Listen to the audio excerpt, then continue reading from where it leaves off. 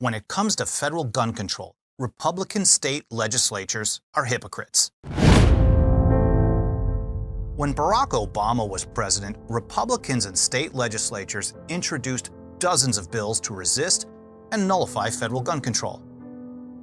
However, after power was passed to Donald Trump in Washington, D.C., those efforts virtually stopped, even though not one single federal gun control law has been repealed.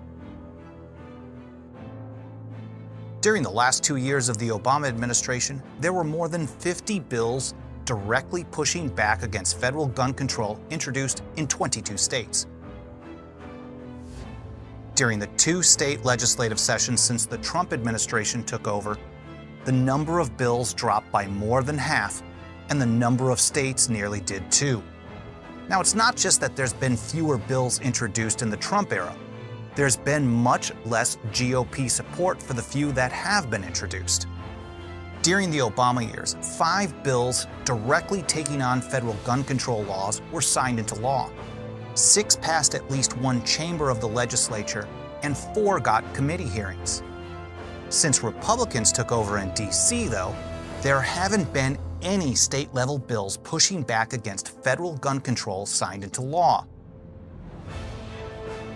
Only 2 bills have passed at least one chamber, and just one lonely bill got a committee hearing.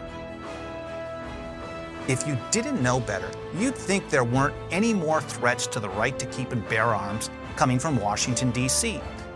And yet, the Federal Gun Control Acts of 1934, 1968, 1986, and 1988, along with various other laws violating the Second Amendment, are still on the books.